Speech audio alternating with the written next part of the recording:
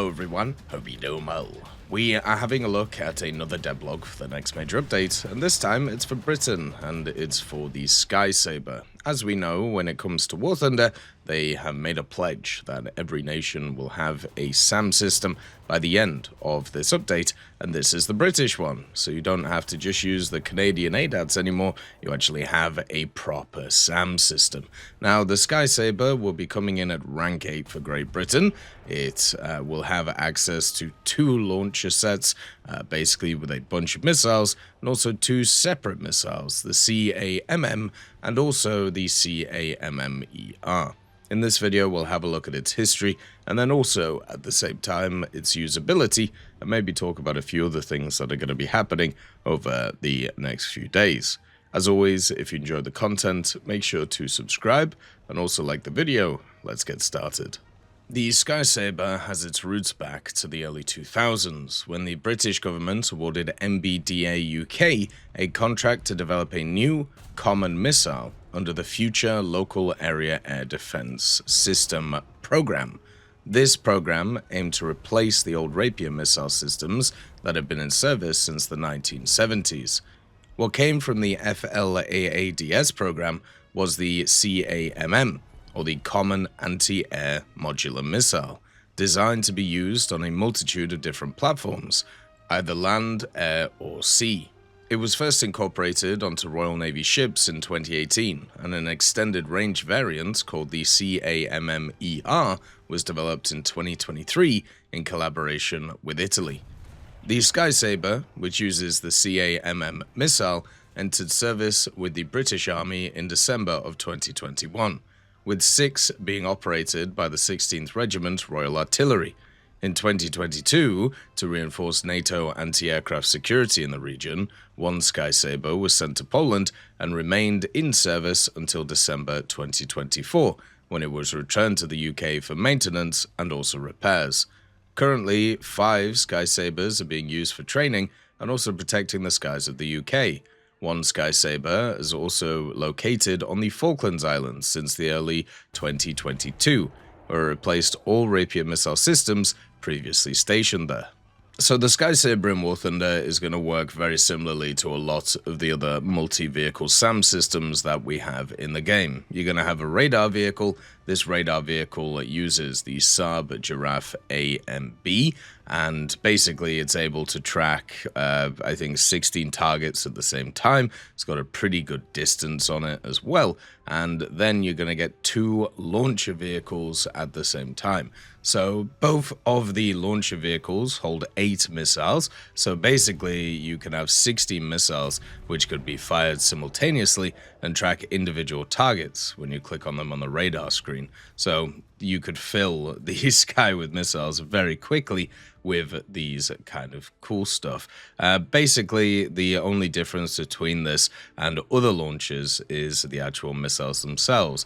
The CMMM has a range of 25 kilometers, whereas the CAMM-ER has a range of 45 kilometers. And also, they're able to go Mach 3, and they are very maneuverable at the same time. Both missiles feature an ARH IOG GL guidance system, so once again, very similar to what we've seen before. Not IR guided though, so active radar homing guided, which means that you have to defeat them in different ways. And the interesting little trivia thing that I didn't know, that Gaijin has actually put in, the Sky Sabre, launches missiles vertically using a cold launch system. This is where gas pushes the missile out of the launcher and into the air. Then the missile turns towards the target using an orientational engine before the missile engine itself starts and makes its way to the target. So it's going to work very similarly to the Tor, which is kind of fun. So overall, I think that's actually kind of sick for the general vehicle itself. So looking at the stats of the missile and looking at how useful this thing is going to be, it's going to be, I'm guessing, on the lower end compared to some of the other SAM systems in the game. If you compare it to, for example, the German one, which is kind of more of the gold standard nowadays, this one itself actually has access to a little bit more range, for example, with the missile, the IRIS one, and then also a few other factors with it, but mainly what you're looking at for this type of vehicle is something that's very similar. One of the problems that I have with the Sky Sabre, and this is not a Sky Sabre issue, but this is just more of a War Thunder issue. It reminds me of like the Tunguska, or reminds me of stuff like the Flak Panzer, or even like the Roland launcher systems. When you have a system where you are only fully combat capable, if you research a specific missile on the vehicle, it means if you don't have that missile, you are inferior to what you are supposed to be. This used to happen a lot with stuff like the Flak, where you would start off with the Roland 3, but then you'd research the VT1. They changed that because the Flak was getting absolutely annihilated because it didn't have the range against stuff. So now you have the default VT1. But with something like the Sky Sabre, the difference between 25 kilometers and 45 kilometers is huge. 45 means that you can actually engage certain machines which you'll have to engage at quite long range in terms of, dealing with them, which are more meta machines. Stuff such as, of course, the Su-34, the Su-30SM, and all of the other wonderful KH-38 throwers that you're going to run into. So I wish that when it came to these types of machines, they would stop doing these modification-based kind of usability.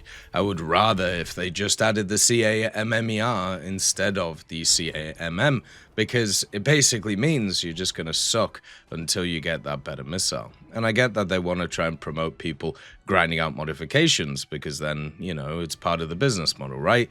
They can G them, and therefore Gaijin makes money, but it just sucks to play them. And it's always been an issue when it comes to these AA machines at higher echelons. There are so many machines that have this issue, and that's why a lot of people stay away from them. The Ocelot has this issue as well with its Stinger missiles. You have the E and the K. The only real difference between them is that the K missile has a proximity fuse on it, which means that it only has to get close to the target and not actually hit the target to be able to destroy it, whereas the missile before it has to hit it directly, which isn't very fun. So usually the vehicles that are much easier to use are ones that right out of the bag get their best stuff, and unfortunately the Sky Sabre isn't going to be one of those vehicles. I'm pretty sure that every single vehicle that we've had with these vehicles so far, like these new SAM systems, haven't had this issue where they don't get all of their missiles kind of unlocked at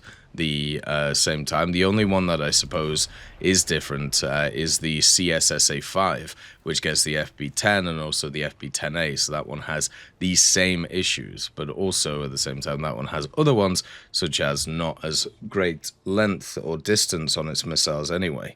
So for me, is it great to see the Sky Sabre? Yes. Is it something that was needed?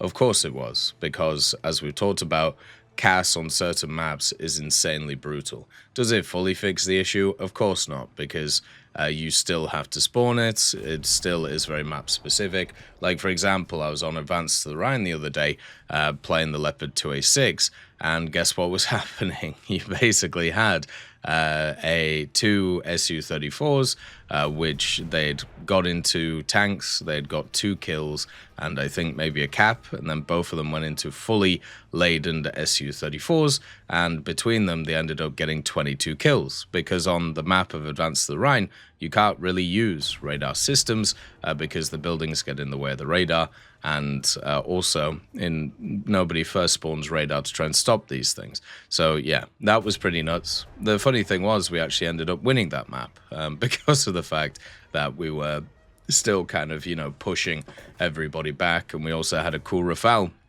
which came in and Mika-Mika'd the Su-34s. That was kind of fun.